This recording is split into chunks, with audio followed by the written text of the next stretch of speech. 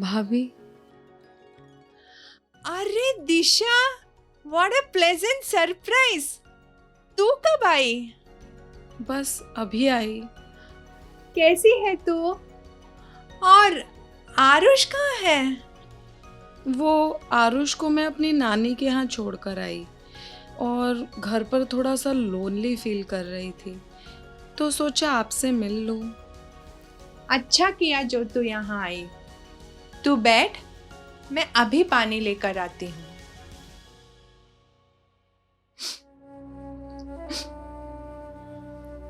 ओए, क्या हुआ? फिर से घर पर कुछ हुआ क्या? अरे क्या हुआ? कुछ बता तो सही।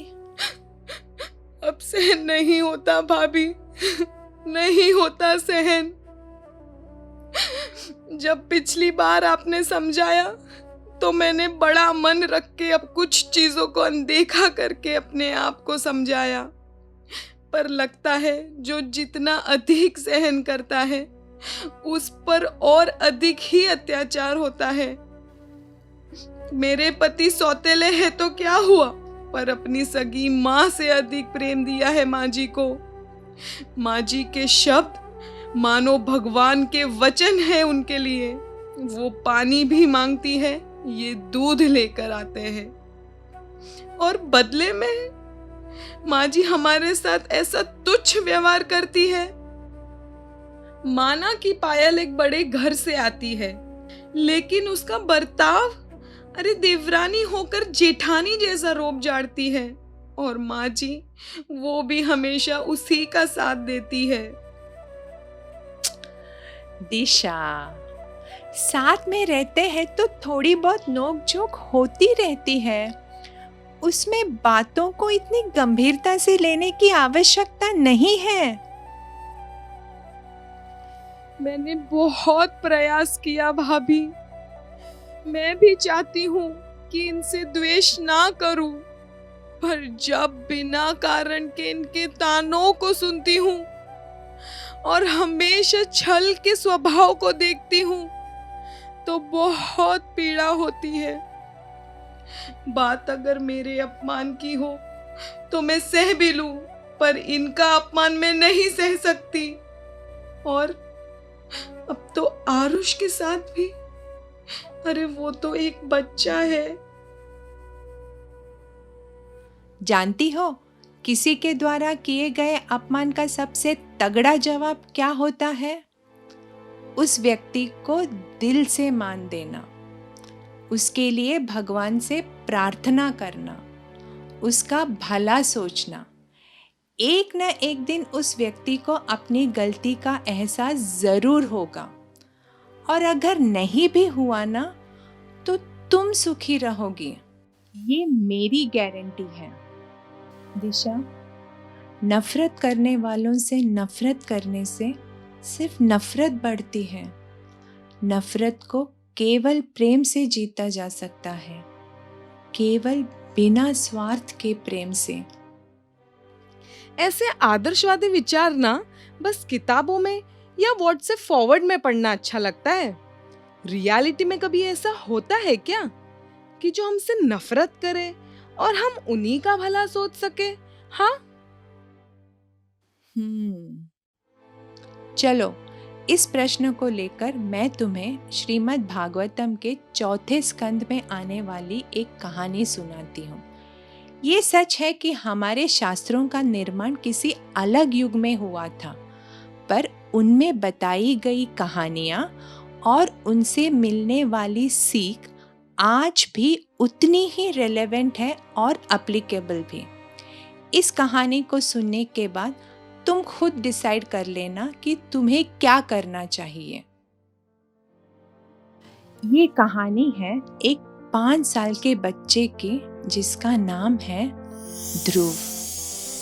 एक ऐसा बच्चा जिसने अपने साथ किए गए दुर्व्यवहार और अपमान को अपने आत्म साक्षात्कार और सफलता का आधार स्तंभ बनाया, और मात्र 6 महीनों में वो सर्वोत्तम सिद्धि को प्राप्त किया जिसे बड़े बड़े योगी जन्म जन्मांतर तक नहीं पा सके।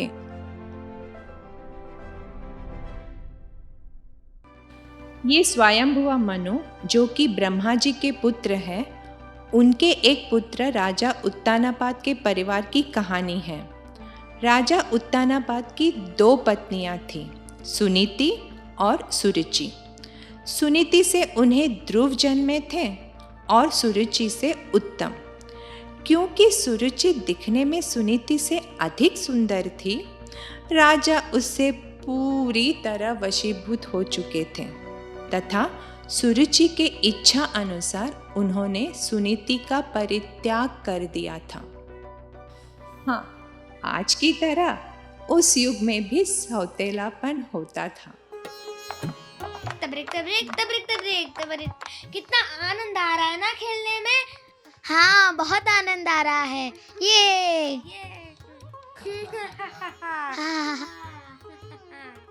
महारानी सुरुचि, आपके सौंदर्य का प्रकाश तो मानो चंद्रमा को भी लज्जित कर दे। आप तो बस मेरा मन रखने के लिए झूठी मूठी प्रशंसा करते हैं। नहीं देवी, मैं 100% सत्य वचन कह रहा हूं। यदि मुझ पर विश्वास ना हो तो यही बात मैं उत्तम के सर पर हाथ रख के भी कह सकता हूं। अब कहाँ मेरे नन्हे से लाल को अपने वचन में बांध रहे हैं। खेलने दीजिए ना बेचारे को। देखिए तो कितना मन लगाकर खेल रहा है। भैया भैया, चलो हम स्पर्धा करते हैं। आपकी गाय और मेरा घोड़ा, देखते हैं कौन जीतता है। निश्चित तुम्हारा घोड़ा ही जीतेगा। घोड़ा तो बड़ा तेज भागता है और गाय, वह तो धीमी मंद गति से चलती है। अच्छा, एक उपाय है। मेरे पास एक और ऐसा ही सोने का घोड़ा है, वो मैं आपको देता हूँ, फिर तो स्पर्धा हो पाएगी ना।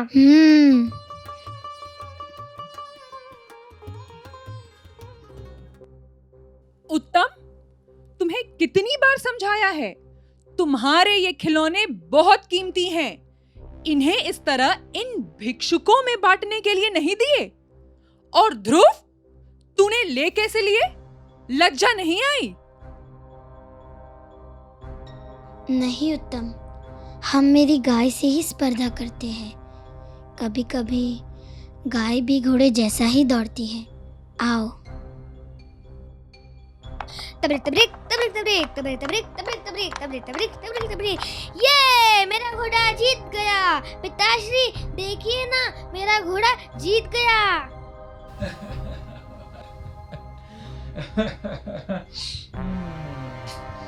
मेरा लाडला बेटा, मेरा लाडला बेटा।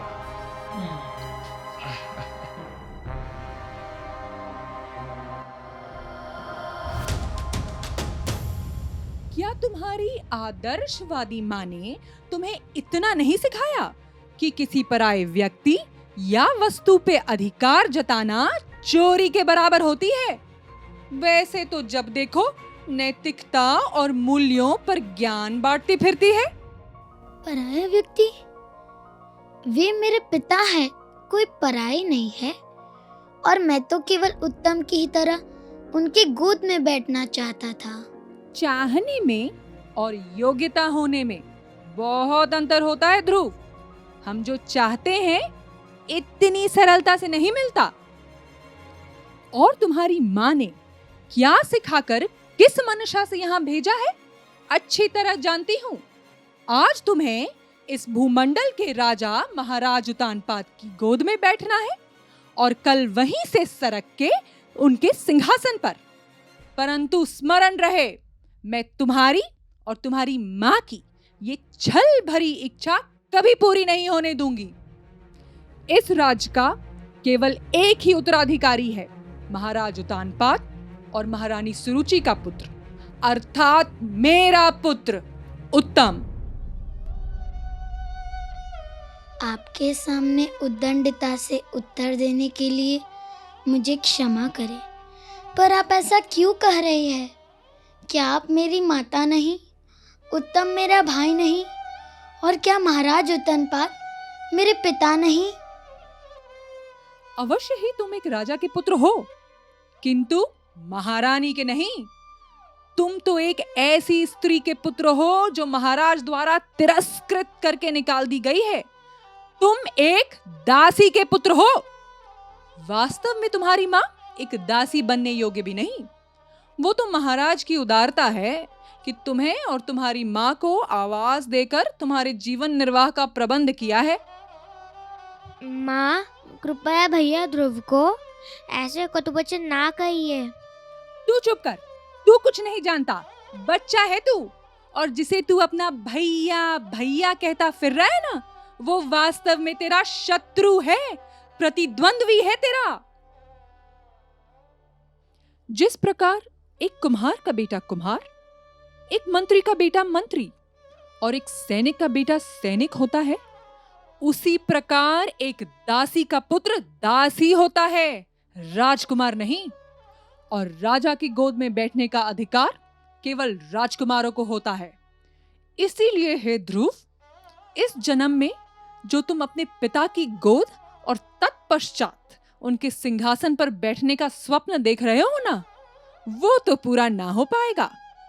पर फिर भी यदि तुम्हें तुम्हारे पिता की गोद में बैठने की इतनी उत्कंठा है, तो जाओ, जाकर परमपिता परमेश्वर नारायण की आराधना करो, कठोर तपस्या करके उन्हें प्रसन्न करो, और जब वे प्रसन्न होकर तुमसे वरदान मांगने को कहें, तब उनसे मांगना कि अगले जन्म में वे तुम्हें मेरी कोख से जन्म दे। तब जाकर तुम एक रानी के पुत्र कहलाओगे और अपने पिता के गोद में बैठने के अधिकारी बन जाओगे। तब तक अपनी मर्यादा में रहो, और यदि तुमने ऐसी अन्यायिक हठ की तो इस राजमहल में आकर तुम्हें उत्तम के साथ खेलने की जो स्वतंत्रता दी है ना, वो भी छीन ली जाएगी। अब जाओ, निकलो यहां से।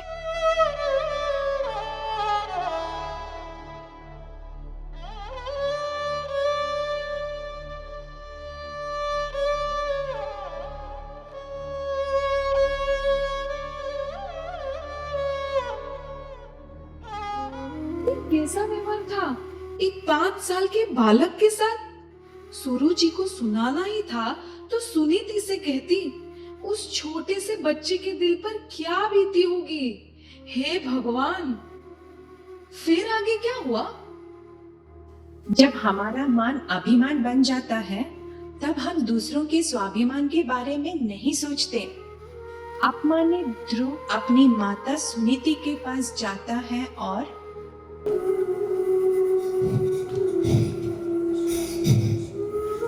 अरे ध्रुव, क्या हुआ?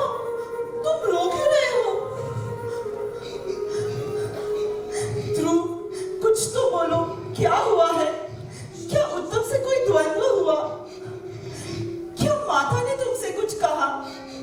ध्रुव, कुछ तो बोलो, क्या हुआ है तुम्हें? हम बताते हैं। ध्रुव अपने भाई उत्तम के साथ खेल रहा था और छोटी सी बात पर महारानी सुरुचि ने ध्रुव को बहुत अनुचित कहा। पर क्यों? ऐसा क्या किया था ध्रुव ने? कुछ नहीं, खेलते खेलते उत्तम की तरह ध्रुव भी अपने पिता की गोद में बैठने जा रहा था, बस। छोटी रानी आई और धक्का मार के ध्रुव को नीचे गिरा दिया और फिर बहुत कुछ सुनाया। महारानी को तनिक भी दया नहीं आई। ध्रुव से कहा, जाओ भगवान को प्रसन्न करके मेरी कोख से जन्म मांगो, तब तुम अपने पिता की गोद में बैठने योग्य बनोगे। कितना क्रूर हृदय है महारानी सुरुचि का। माता होकर भी एक शिशु के हृदय को समझ नहीं सकती। हमें क्षमा कर दे बड़ी रानी, हम कुछ नहीं कर सके। ये तो हमने जो देखा सोचा आपको बता दे।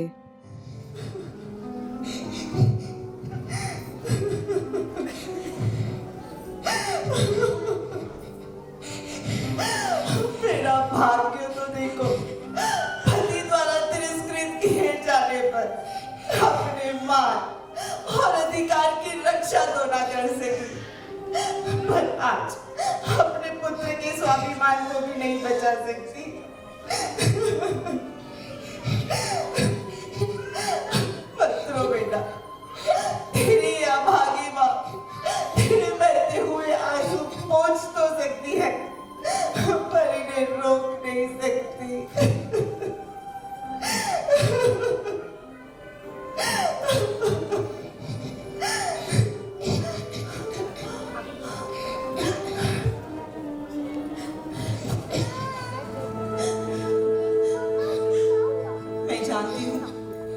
इस समय तेरे हृदय में प्रज्वलित प्रतिशोध और द्वेष की दवा भी भभूक रही है। तू अपने अपमान के विष को चोट खाए हुए सर्प के भांति झेल नहीं पा रहा। पर बेटा, अपने जीवन के अनुभव से जो कुछ भी सीखा है उससे एक बात कहना चाहती हूँ। भले ही तेरे साथ कितना भी अन्याय हो, लोगों द्वारा तेरा तिरस्कार हो, तुझसे द्वेष, ईर्ष्या की जाए, शत्रुता की जाए, पर बेटा तू कभी किसी के लिए अशुभ मत सोचना, क्योंकि अशुभ की कामना करना एक ऐसा विष भरा चक्र है जिसे वो बुनता तो दूसरों के लिए है, पर स्वयं ही रेशम के कीड़े की तरह फंसकर मर जाता है। माता की बातें तो थी ही तीर के समान, पर पिताश्री, उनके अनदेखे व्यवहार ने मुझे बहुत पीड़ा दी है माँ। वो कुछ भी नहीं बोले माँ, मेरे पक्ष में वो कुछ भी नहीं बोले। बेटा मत रो बेटा। ये असुर हम दुखियारों की वो संपत्ति है जिसे चाहे तो कोई बहाकर व्यक्त कर सकता है, पर यदि कोई चाहे तो उसे अपने श्रम का स्वेग बनाकर अपनी शक्ति बना सकता है। इन्हें पोंछकर तू अपने आप को इतना सक्षम बना कि तेरा खोया हुआ मान तुझे स्वयं ही मिल जाए, क्योंकि मान मांगा नहीं जाता, पाया जाता है। माता, अब तो मेरे हृदय में प्रज्वलित अग्नि तभी शांत होगी जब मेरे पास मेरे पिता से भी बड़ा नहीं, मेरे पिता माँ से भी बड़ा नहीं, अपने परम पिता माँ ब्रह्मा जी से भी बड़ा राज्य होगा, और मैं वहाँ का राजा। तब मैं किसी राजा की गोद में नहीं, स्वयं सिंहासन पर बैठूंगा। वैसे सत्य कहूं तो सुरुचि ने जो कुछ भी कहा है वो अनुचित नहीं कहा है बेटा। तेरे दुख का निवारण ना तो मेरे पास है और ना ही संसार के किसी भी व्यक्ति के पास। तेरी इच्छा को पूर्ण करने की शक्ति केवल एक ही व्यक्ति के पास है, वो है पूर्ण पुरुषोत्तम भगवान श्री हरि, जो जनार्दन भी है और जो सभी को मनचाहा वरदान देने वाले हैं। कहा जाता है इस संसार में सबसे अधिक प्रेम एक माँ अपने पुत्र से करती है। मैं भी तुझसे प्रेम करती हूँ, पर मुझे ये कहने में कोई संकोच नहीं कि मैं तो क्या, इस संसार में कोई भी माँ अपने पुत्र से उतना प्रेम नहीं कर सकती जितना के अधिक प्रेम भगवान प्रत्येक जीव से करते हैं। माता के हृदय में प्रेम और ममता को उत्पन्न करने वाले भी तो भगवान ही है ना। पुत्र इस समस्त माताओं के प्रेम और ममता को एकत्रित कर लिया जाए ना, तो भी उस प्रेम निधि भगवान के प्रेम की तुलना में मात्र एक बूंद के समान ही है। इसलिए बेटा तू एकमात्र हरि के शरण में जा, वही तेरी सारी इच्छा को पूरा कर सकते हैं। क्या इस बात को प्रमाण है? क्या ऐसा कोई हुआ है जिसने भगवान को प्रसन्न किया हो और उसकी सभी इच्छाएं पूर्ण हुई हो? इतिहास इस बात को प्रमाणित करता है। जिसने भी सिद्धि प्राप्त की है ना, वो भगवान नारायण को प्रसन्न करके ही की है। उन्हीं के कृपा से तेरे पितामह महाराज मनु इस समस्त भूमंडल के प्रजापिता बने। तेरे परम पितामह ब्रह्मा जी उन्हीं के प्रेरणा और मार्गदर्शन से इस सृष्टि का सर्जन कर सके। यह भगवान कैसे प्रसन्न हो? कहाँ मिलेंगे? ये तो मैं नहीं जानती बेटा, पर हाँ मैंने सुना है बड़े बड़े ऋषि मुनि वन जाकर घोर तपस्या करते हैं और उन्हें भगवान के दर्शन होते हैं। अच्छा माता, तो मैं भी बन जाता हूँ, मुझे आशीर्वाद दीजिए। अब मैं तभी लौटूंगा जब मैं भगवान से मेरे परम पितामह ब्रह्मा जी से भी बड़ा राज्य का वरदान प्राप्त कर लूंगा।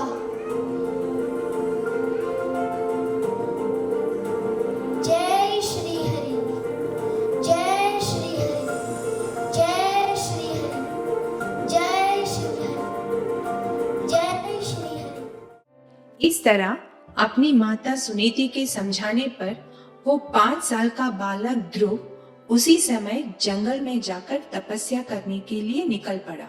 क्या बात कर रहे हो भाभी? 5 साल का बालक जंगल में तप करने को? पर उसके पहले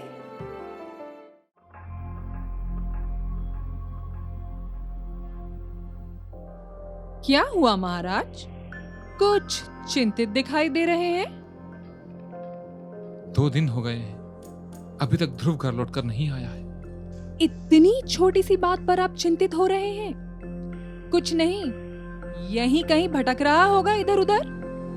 जब उसका भूखा पेट चित्कारेगा ना, तब चुपचाप घर लौट आएगा। हाँ, बड़ा आया घर छोड़ने वाला। ऐसा मत कहो देवी। क्या वो ध्रुव आपको आपकी पटरानी से भी अधिक प्रिय हो गया है? यदि ऐसा है तो बता दीजिए, मैं भी आपका राजमहल छोड़कर आपसे दूर चली जाऊंगी। शुभ शुभ कहो महारानी, आप कैसी बातें कर रही हैं? आपके विरह में हम शोक के महासागर में डूबकर मर जाएंगे। शोक के महासागर में नहीं, तुम्हें तो चुल्लू भर पानी में डूबकर मर जाना चाहिए। पिताश्री,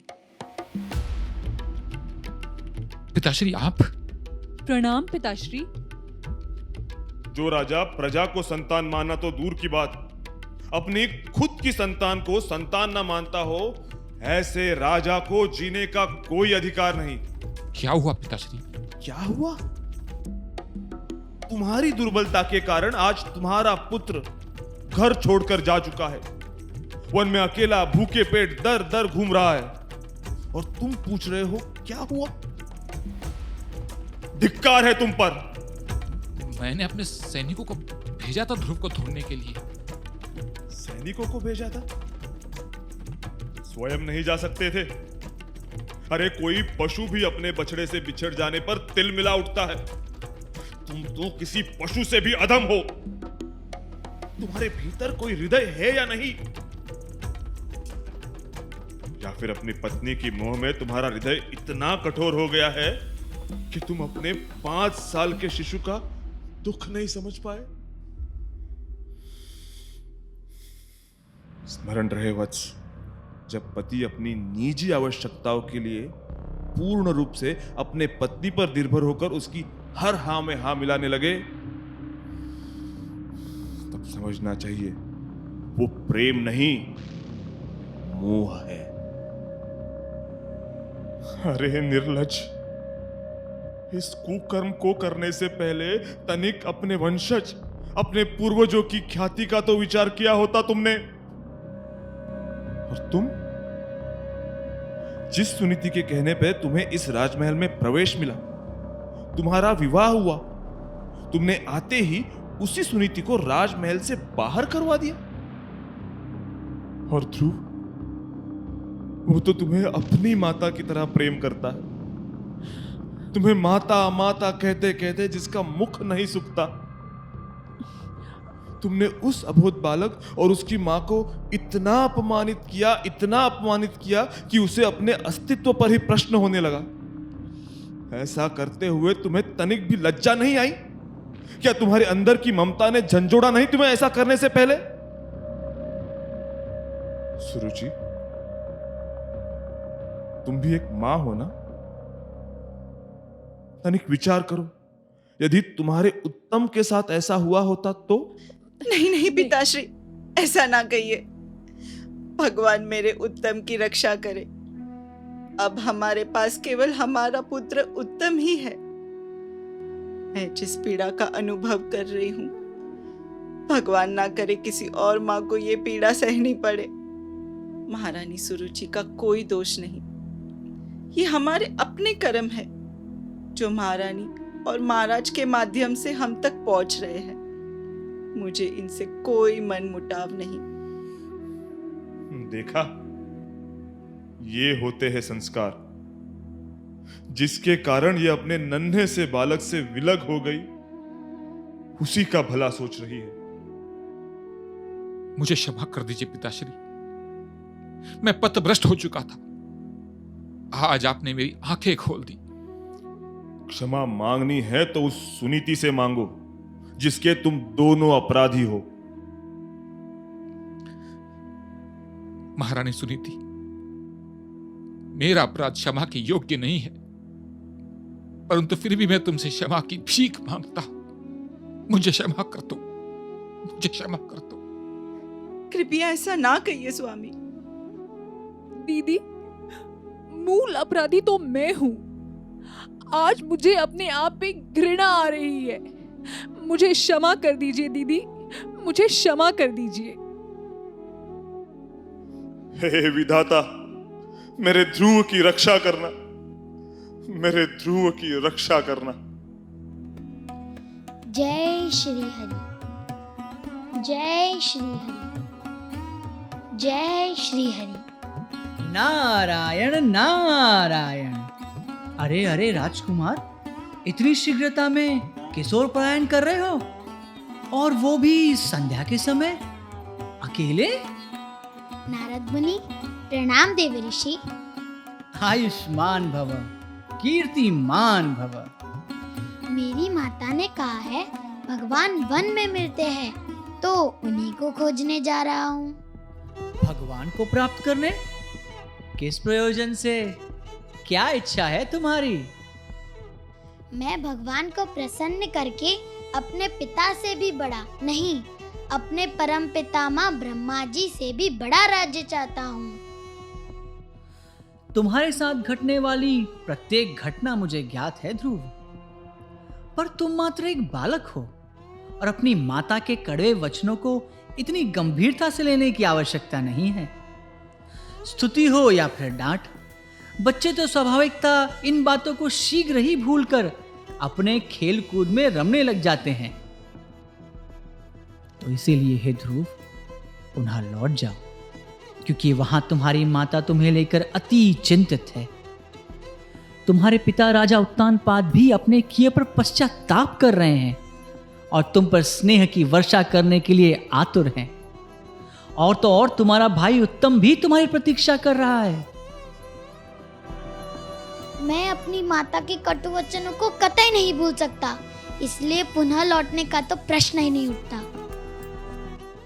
प्रकृति के 3 नियमों के अधीन होकर सभी जीव अपने अपने कार्यों को करते हैं और उनसे मिलने वाले सुख और दुख को भोगते हैं।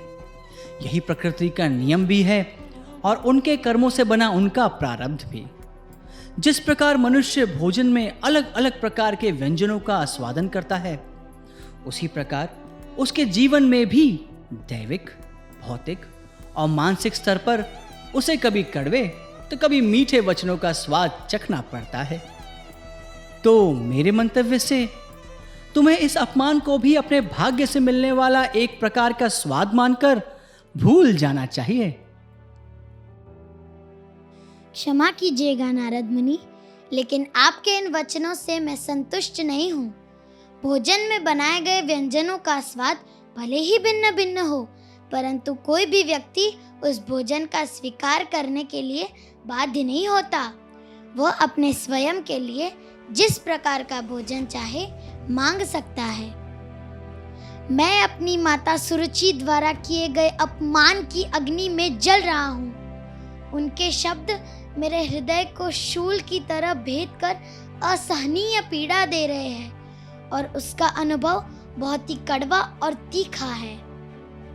अब जब तक मैं भगवान श्री नारायण के दर्शन पाकर अपना मनचाहा वरदान प्राप्त नहीं कर लेता, तब तक प्रतिशोध की कड़वाहट नहीं मिटेगी। इसीलिए मैं तपस्या करने के लिए अडिग हूँ।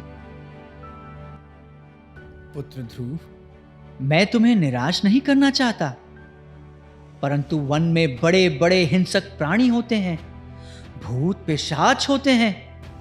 वन में तपस्या करना सहज नहीं होता पुत्र, और भगवान को प्राप्त करना इतना सरल नहीं है वत्स। बड़े बड़े ऋषि मुनि लाखों लाखों जन्मों से हजारों सालों तक तपस्या करते हैं, किंतु तत्पश्चात भी आत्म साक्षात्कार के मार्ग पर सफल नहीं हो पाते। अरे देवताओं तक को उनके दर्शन अति दुर्लभ हैं। भगवान के साक्षात दर्शन और उनका अनुग्रह तो बहुत दूर की बात है। मार्ग में आने वाली अड़चनों के बारे में सोचकर यदि कोई भयभीत हो जाता है तो वही भय उसे दुर्बल बना देता है और वह अपने गंतव्य तक कभी नहीं पहुंच सकता। एक बार जो निर्णय ले लिया सो ले लिया। मात्र गोद में ना बैठने देने की बात है तो मैं महाराज उत्तमपाद से बात करूंगा और महारानी सुरुचि को भी समझा दूंगा। वो दोनों ना केवल उत्तम के साथ अपितु तुम्हें अकेले भी अपनी गोद में बिठाएंगे। मेरे पिता से बात करके मुझे उनकी गोद में बिठाने का जहाँ तक प्रश्न है तो बड़ी विनम्रता से आपसे यह कहता हूँ कि अब यदि महाराज अपना संपूर्ण राज्य भी मुझे दे दे मुझे अस्वीकार है, क्योंकि वह उनका दान और उनकी दया होगी, उनका प्रेम नहीं। दान लेने का अधिकार केवल ब्राह्मणों को होता है, क्षत्रियों को नहीं। नहीं चाहिए मुझे उनका दान। क्षत्रियों को जो चाहिए वो या तो युद्ध करके प्राप्त करते हैं या तपस्या करके। मैं एक क्षत्रिय का पुत्र हूँ और इस समय सत्व गुण में नहीं जो आपकी बातों को यथारूप समझ सकूं। इस समय तमोगुण में प्रतिशोध के लिए तट पर अपने निर्णय पर अडिग हूँ।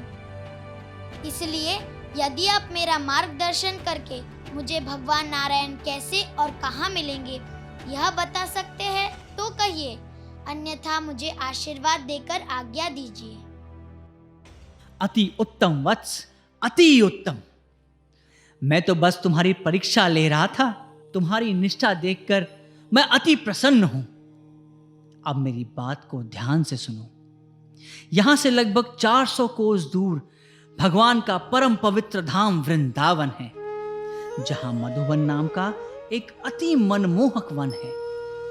तुम वहां भगवान की एक मूर्ति बनाकर यमुना नदी में स्नान करके अपनी तपस्या को प्रारंभ करो और मैं जो तुम्हें मंत्र बताता हूं उसे पूरी निष्ठा से भगवान से अभिन्न मानकर जपो और मात्र 7 दिनों में इस मंत्र के प्रभाव से तुम अवकाश में रहने वाले सभी देवताओं और गंधर्वों को अपने इन्हीं चक्षुओं से देख पाओगे। उस मंत्र जाप के साथ अपने हृदय में भगवान के आकर्षक रूप का ध्यान करना। वो भगवान जिन्होंने श्वेत वस्त्र धारण किया है, काले घने बादलों की तरह जिनकी देह कांति है, जिन्होंने अपने गले में वैजयंती माला धारण की है और जिनके मुखमंडल से कभी हंसी जाती ही नहीं। ऐसे मधुराधिपति भगवान का ध्यान तुम्हें पूर्ण कर देगा ध्रुव। सुपद्मा सहायम भजेहम भजेहम। भले ही कुछ भी हो जाए पर तुम्हें रुकना नहीं है ध्रुव। क्रम अनुसार अपनी तपस्या को बढ़ाते हुए इस मंत्र का जाप करते रहना है और तब तक जपते रहना जब तक जिस रूप का मैंने वर्णन किया है वो तुम्हारे हृदय से निकलकर तुम्हारे सामने साक्षात प्रकट होकर तुम्हें दर्शन ना दे दे ध्रुव। हसच्चारु वक्त्रम भजेहम भजेहम। वो मंत्र क्या है मुनिवर? ओम नमो भगवते वासुदेवाय। ओम नमो भगवते वासुदेवाय। ओम नमो भगवते वासुदेवाय। ओम नमो भगवते वासुदेवाय। यशस्वी भव, विजयी भव।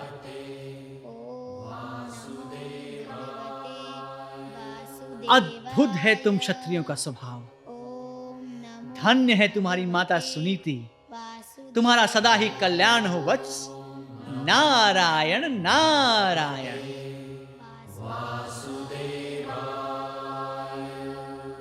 फिर क्या उसके पिता को इस बात का पता चला और आगे क्या हुआ? बताइए ना भाभी। I am very eager to know. I am happy that you are interested. जब महाराज उत्तानापाद को ये पता चला कि उनके 5 साल के ध्रुव ने घर छोड़ दिया है, उन्हें बहुत दुख हुआ और गिल्ट भी। तब नारद मुनि उनसे मिलके उनका शोक दूर करते हैं।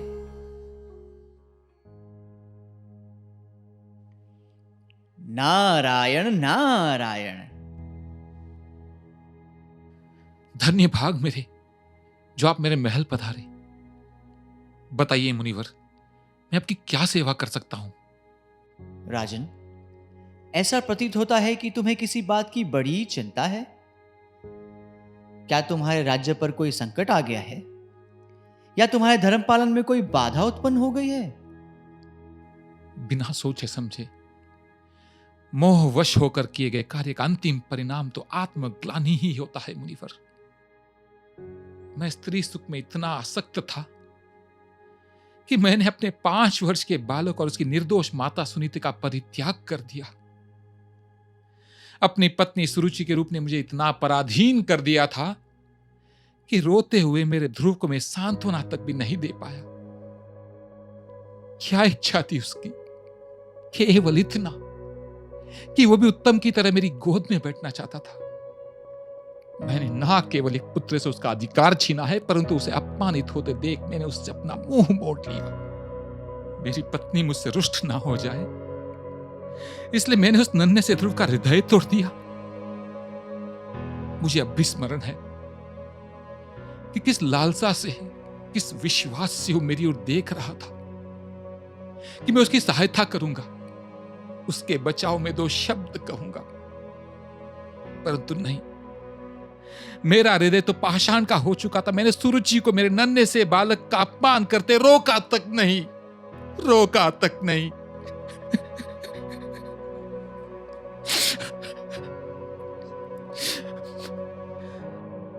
अब पता नहीं मेरा ध्रुव कहां होगा, किस परिस्थिति में होगा।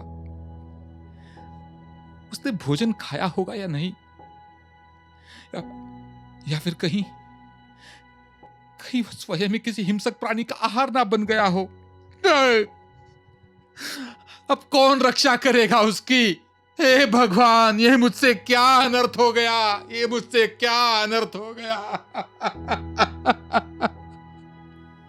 भूल करना तो मनुष्य का स्वभाव है, पर उस भूल से सीख लेकर उसे भूल जाना ही समझदारी है। इसीलिए अपने आत्मग्लानि को निकालकर अपने कर्तव्य पे ध्यान दो। तुम एक राजा हो और तुम्हारे बहुत सारे उत्तरदायित्व हैं। और जहां तक ध्रुव की सुरक्षा का प्रश्न है, तो जो भगवान के लिए सब कुछ छोड़कर उन पर आश्रित रहते हैं, उनकी रक्षा स्वयं भगवान करते हैं। चिंता मत करो राजन, ध्रुव जहां पर भी है सकुशल है और ऐसी तपस्या कर रहा है जिसे कर पाना बड़े बड़े महात्माओं के क्षमता से परे है। उसकी ख्याति अभी से 3 लोकों में विस्तारित हो चुकी है। उसने अपने तपोबल से 3 लोकों में हाहाकार मचा दिया है। धीरज धारण करो राजन, अति शीघ्र वो अपनी कठोर तपस्या पूर्ण करके भगवान श्री हरि के साक्षात दर्शन पाके पुनः राजमहल लौटेगा। तुम्हारे पुत्र ध्रुव के चरित्र का वर्णन युग युगांतर तक सभी लोकों में निवास करने वाले व्यक्तियों को भगवान की शुद्ध भक्ति की तरफ प्रेरित करेगा। ध्रुव का पावन चरित्र, असामान्य आचरण और दृढ़ निश्चय भक्ति का वर्णन और श्रवण करने के लिए स्वयं भगवान भी उत्सुक रहेंगे। इसीलिए शीघ्र ही अपने पुत्र के घर आने के उत्सव की तैयारी करो राजन, तैयारी करो। नारायण नारायण।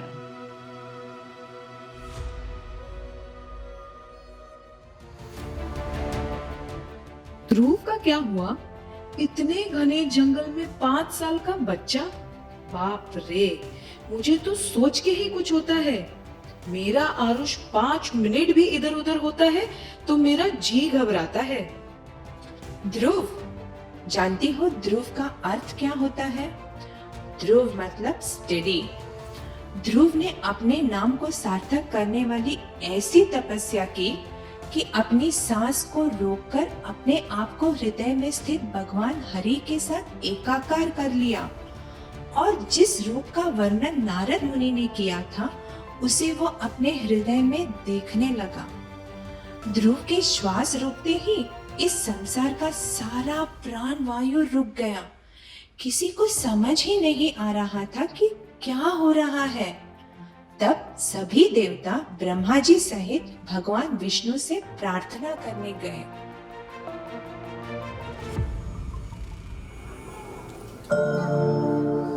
आप सब निश्चिंत रहिए, उचित समय आने पर आपकी समस्या का समाधान अवश्य होगा।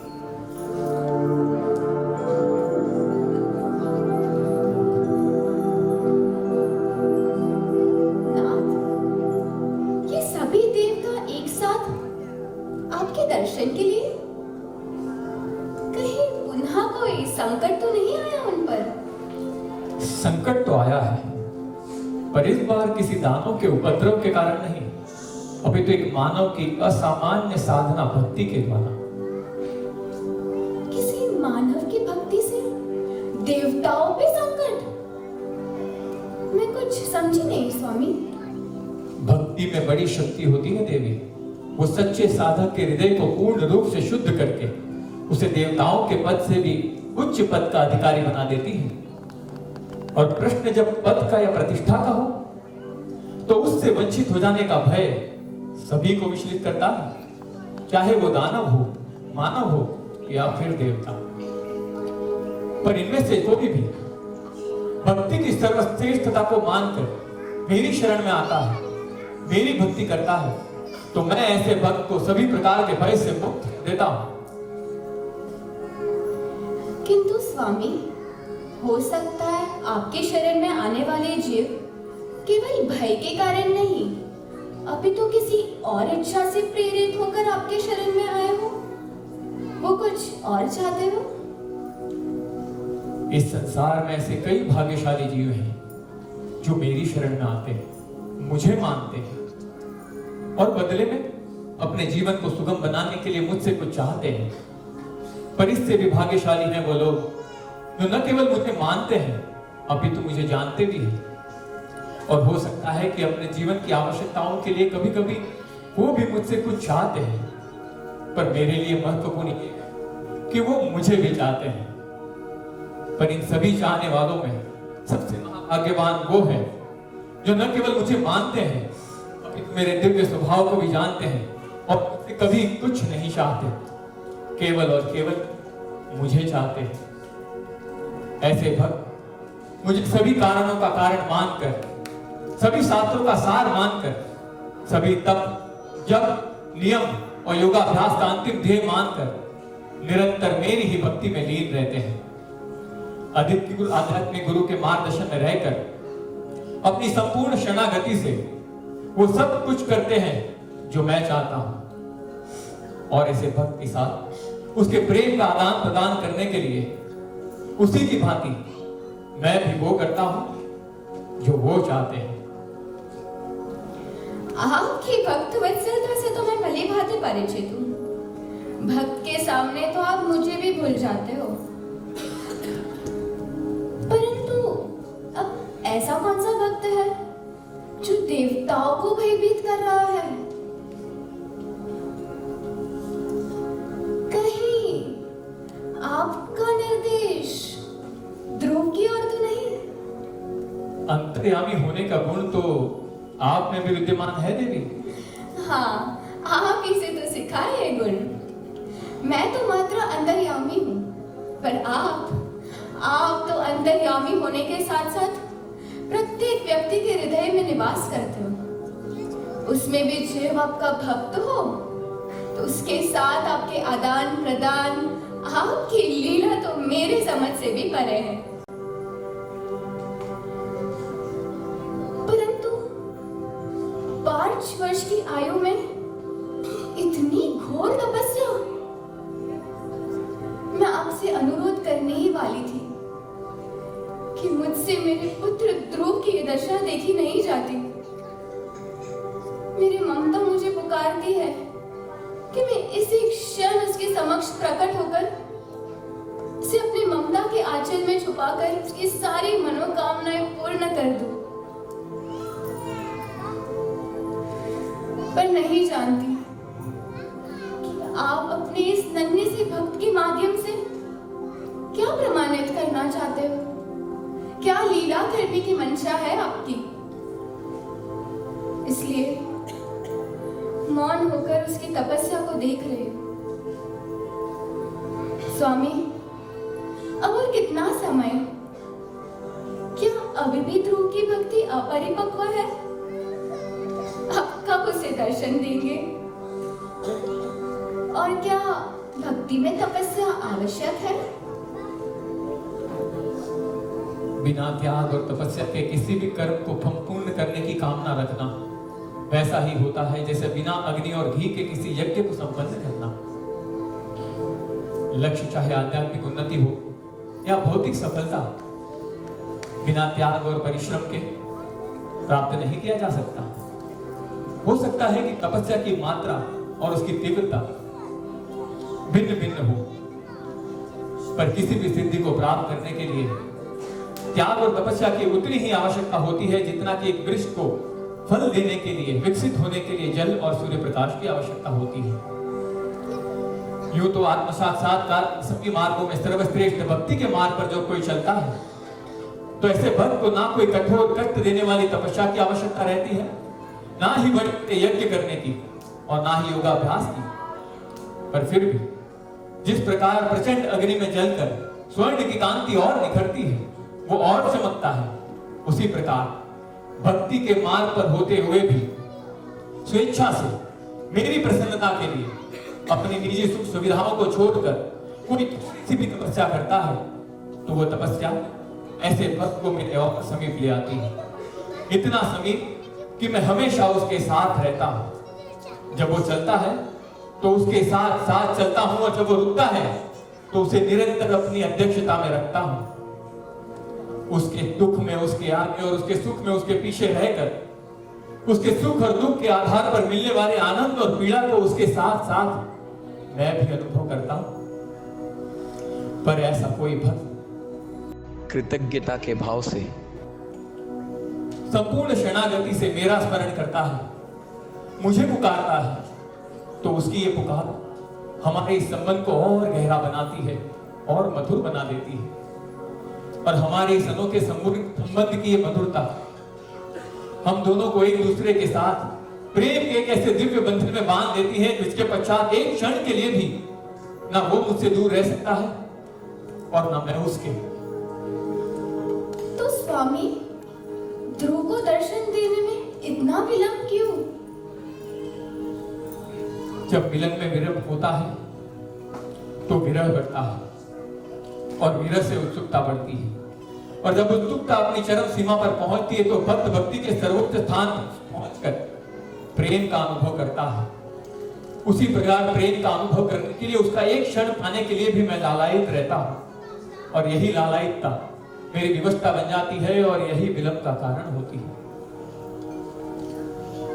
और उचित समय आने तक उस भक्त की तरह मैं भी विरह के प्रेम की वो अग्नि में तपता रहता हूं और प्रतीक्षा करता रहता हूं कि कब उचित समय आएगा। पर अब उचित समय आ गया है, जब मैं ध्रुव को दर्शन देने नहीं अभी तो मेरे ध्रुव के दर्शन लेने जा रहा हूं।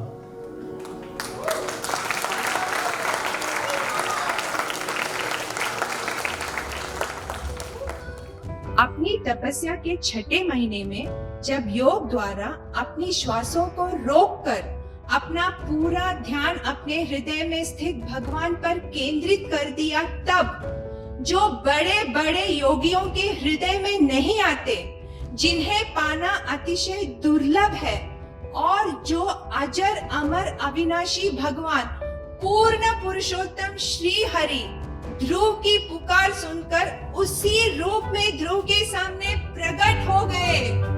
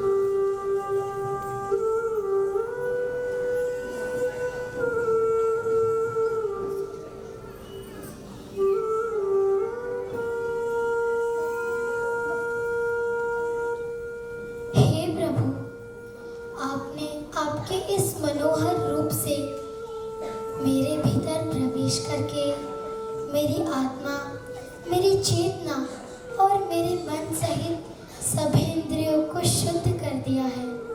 मैं आपको शत शत नमन करता हूँ। बरसों तक रेगिस्तान में जल की एक बूंद के लिए भटकने वाले जीव को यदि शीतल जलाशय मिल जाए तो उसे जो संतुष्टि होगी वैसा ही अनुभव मैं आपके दर्शन पाकर कर रहा हूँ। मेरा नमन स्वीकार करें प्रभु।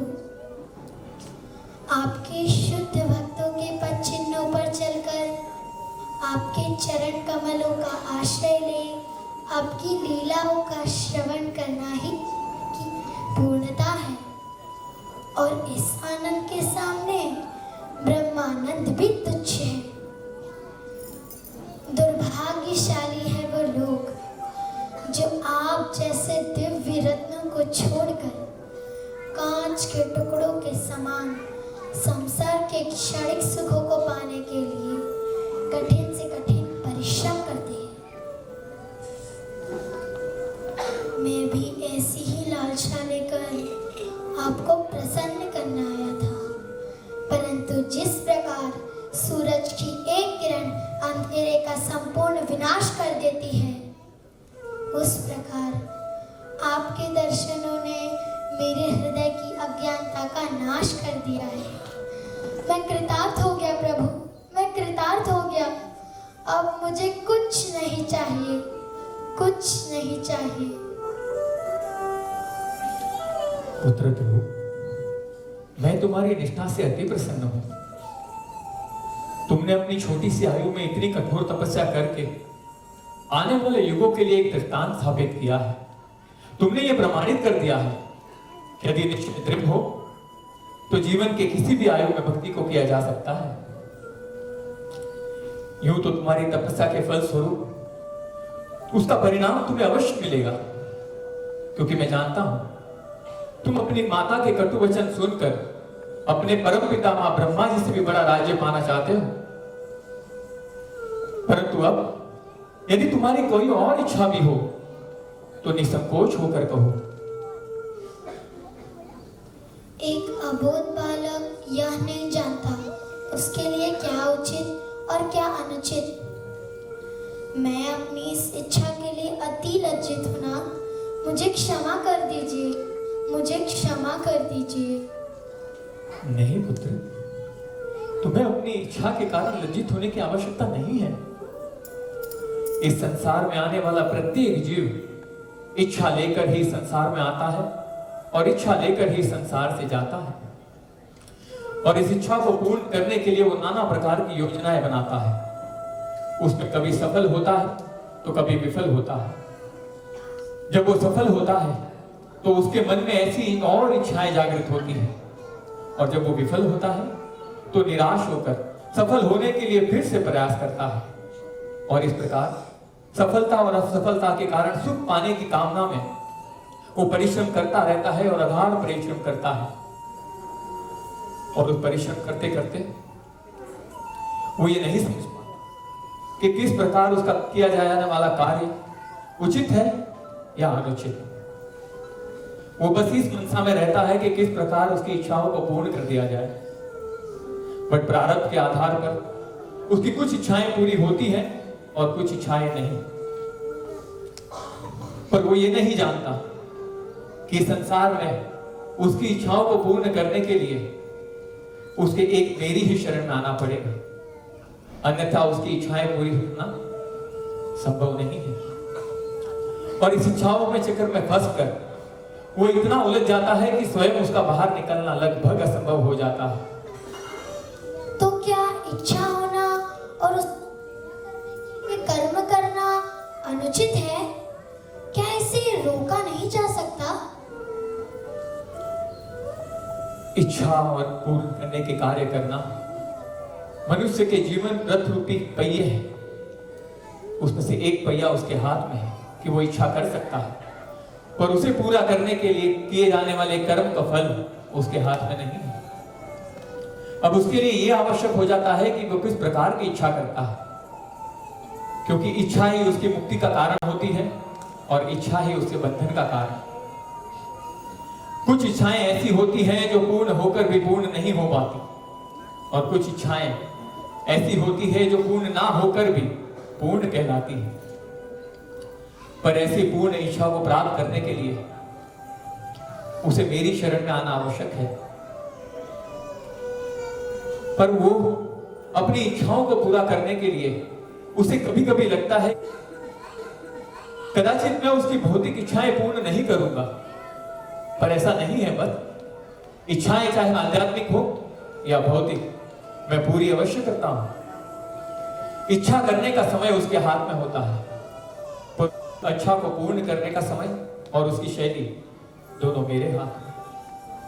और मैं अवश्य उसकी इच्छाओं को पूर्ण करता हूं, पर शुद्ध करके, इस प्रकार से इच्छा पूर्ण होने के बाद वो मेरे और निकट आ सके और मेरे सनातन धाम को प्राप्त करके अनंत काल तक मेरे साथ रहकर सुखी रह सके। और इस बात को पूर्ण करने के लिए आज मैं तुम्हारी तपस्या के फलस्वरूप तुम्हारी इच्छा अनुसार तुम्हें एक ऐसे लोक का आधिपत्य सौंपता हूं जो आज तक किसी को नहीं मिला, जो आज तक जिसमें किसी ने राज्य नहीं किया। और वो लोग तुम्हारे नाम से अर्थात ध्रुव के नाम से प्रचलित होगा। और इतना ही नहीं, इस संसार में रहकर 36,000 वर्षों तक राज करके तुम इस संसार के संपूर्ण सुख को भोगोगे, पर आश्वस्त रहो तुम इससे आसक्त नहीं होगे। और अपने जीवन के अंत काल में तुम मेरी भक्ति कर कर, मेरा स्मरण कर कर मेरे दिव्य सनातन धाम को प्राप्त करोगे।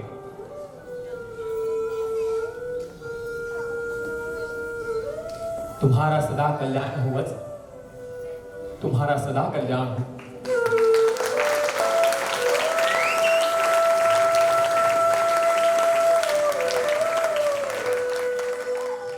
इस प्रकार भगवान श्री हरि के वचन अनुसार 36,000 वर्षों तक राज करके अंत समय में बद्रिकाश्रम में अपने जीवन की पूर्णता को प्राप्त किया। इतना ही नहीं, उनके कारण उनकी माता सुनीति को भी भगवान का सनातन धाम प्राप्त हुआ। जय श्री हरि। वाह भाभी, क्या कथा थी ये! क्या ये बुक आप मुझे दे सकती है प्लीज? आई एम श्योर इसमें ऐसी बहुत सी कहानियां होगी ना। कितना कुछ है सीखने को इसमें। तो बता, ध्रुव महाराज की जीवन चरित्र से हमें क्या सीख मिलती है?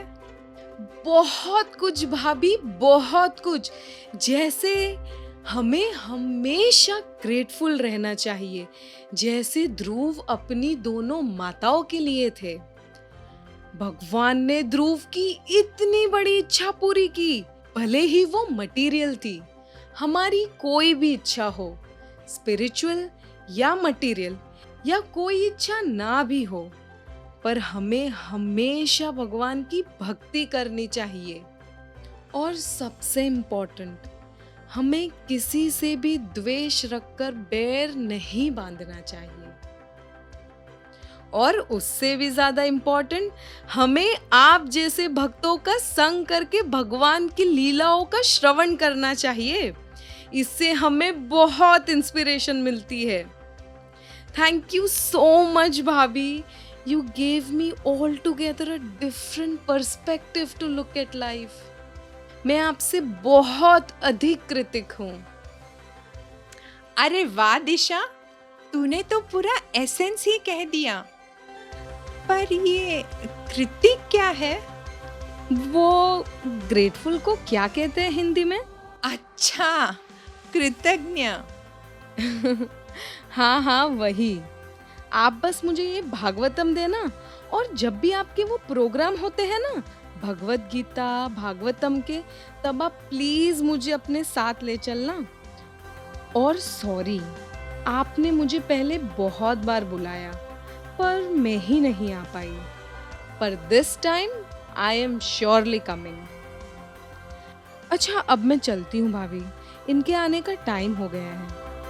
बाय। हरे कृष्णा। हरे कृष्णा। अरे जाते जाते वो चैतन्य को भी जरा घर पर भेज।